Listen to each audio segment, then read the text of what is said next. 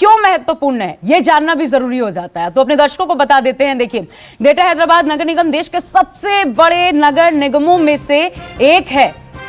अगर नगर निगम क्षेत्र हैं तो इसमें 4 जिले हैं। अब ये जान लीजिए, हैदराबाद, रंगारेड्डी, मेडचल और मलकगिरी 24 विधानसभा क्षेत्र यहां से आते हैं और कुल मिलाकर के 5 लोकसभा की सीटें इस नगर निगम क्षेत्र से आती हैं। और ऐसे में लड़ाई जो है ये आगे की लड़ाई है, ये सिर्फ निकाय चुनाव नहीं है जिसको गली चुनाव बताया गया, गली चुनाव कहकर लड़ाई हुई, ये सबसे इंपॉर्टेंट हो जाता है।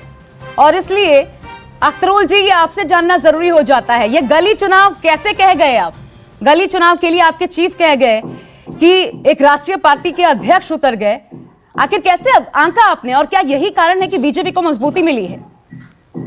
बीजेपी को देखिए, कोई मजबूती बीजेपी को नहीं मिली है। अगर बीजेपी के कार्यकलाप पर नजर रखेंगे आप तो देखेंगे कि सर्जिकल स्ट्राइक की बात किसने की, इस शहर के प्यारे नाम को बदलने की नफरत भरी आवाज किसने लगाई, ये सारी बातें उनकी हैं। मामला ये है कि आप देखेंगे कि पार्लियामेंट का जो काम है, पॉलिसी मेकिंग का है नेशनल लेवल पर, आप असेंबली को देखेंगे तो राज्य स्तर की पॉलिसी डेवलपमेंट, ये सारा काम उनके जिम्मे है। और जहां तक आप म्युनिसिपल कॉर्पोरेशन का, म्युनिसिपैलिटीज का, नोटिफाइड एरिया का देखेंगे तो इनका मामला अपने शहर और अपने नगर के इंतजामात का आप देख लें, उनका क्या है, उनका मेन ऑब्जेक्ट क्या है, उनकी कारकर्दगी क्या है। वो अपने क्षेत्र के लिए छोटी सी पॉलिसी बना सकते हैं, नदियों की सफाई कौन करेगा, गलियों को रोशनी कौन, ये भी बड़ा बुनियादी जरूरत है, इंसानी जिंदगी की बुनियादी जरूरत है। अभी यूएनडीपी की रिपोर्ट भी आई है कि पूरे दुनिया में तकरीबन खान पान के मामले में, गैस्ट्रोलॉजी के मामले में सबसे उत्तम शहर माना गया है हैदराबाद को। ये भी इंतजाम का एक पहलू है। अमित शाह का बयान आपको याद होगा, जो आए उन्होंने बताया किस तरीके से अतिक्रमण किया गया है और गड्ढे खोद कर रख दिए गए हैं। हमने बारिश के मौसम में देखा क्या हाल हुआ है वहां पर। देखिए, बारिश के मौसम में एक तो ये है कि लंबे अरसे के बाद सैलाब का आना हुआ वहां पर, और जो कुछ भी वहां के लोगों ने किया, हैदराबाद के लोगों ने, वो मुबारकबाद के मुस्तहिक है। लेकिन केंद्र के लोग, अभी हमारे भाजपा के भाई ने कहा कि हम तो सेवा भाव से राजनीति करते हैं, तो जब बाढ़ में लोग परेशान थे तो क्या भाजपा के लोग सेवा करने के लिए आए? दिल्ली से कोई खबर पूछने के लिए आए? कर्नाटका में सैलाब आया तो वहां पर क्या मदद की इन लोगों ने? हजारों करोड़ रुपए की। और यहाँ पर लोगों को क्या दिया उन्होंने? ये तो आप देखिए, ये लोग आए हैं। ठीक है, उनसे जवाब ले लूं, उसके बाद मुझे जाना मेरे सहयोगी के पास। गुरु प्रकाश जी, और मैं विकास की बात करते हैं, लेकिन जब जरूरत पड़ी तो आप कहाँ थे? नहीं, देखिए मैं बताता हूँ, मैं अपने AIMIM के मित्र की बातों को सुन रहा था।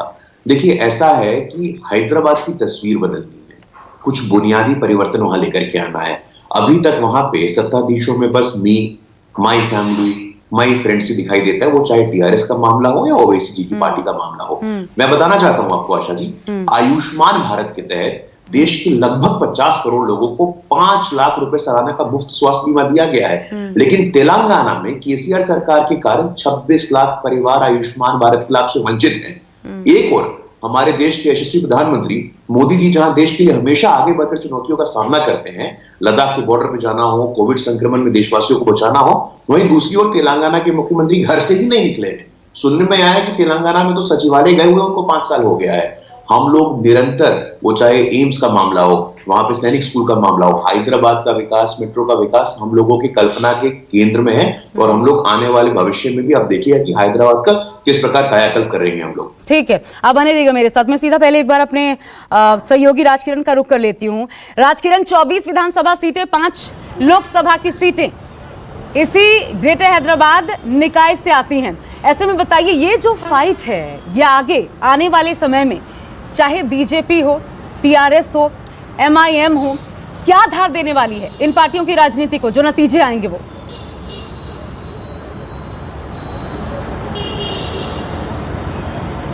हाँ, यहाँ पर जब हमने ग्राउंड लेवल पे देखा गया था, यहाँ पर काफ़ी नाराज़गी है AIMIM पे और TRS पे।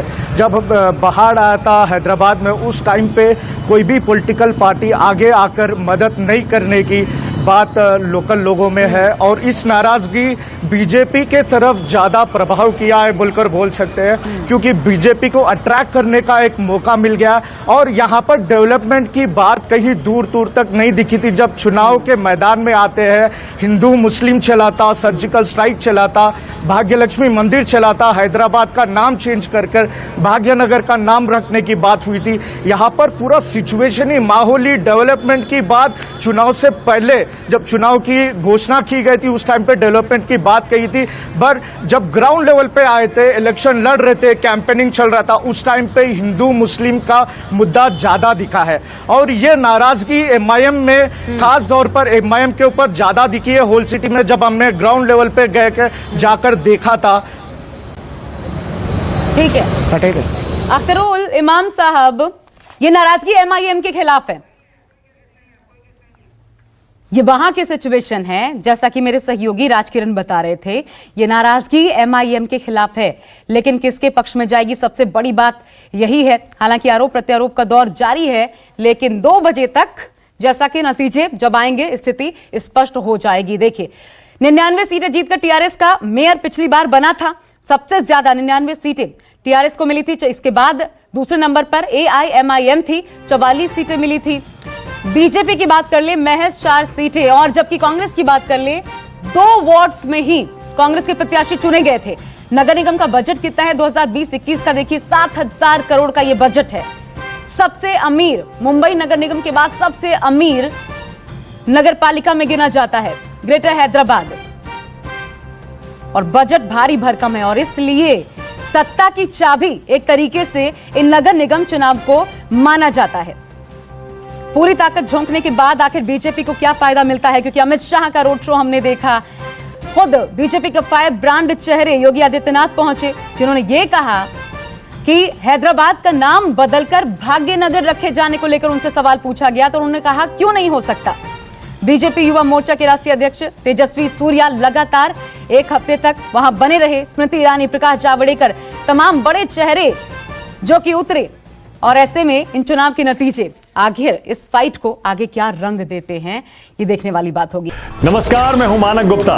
अगर आपको हमारा ये वीडियो पसंद आया हो तो इसे लाइक और शेयर जरूर करें, और हाँ, हमें सब्सक्राइब और फॉलो करना ना भूलें ताकि आप देश और दुनिया की कोई खबर मिस ना करें। तो जुड़े रहिए हमारे साथ और देखते रहिए News 24।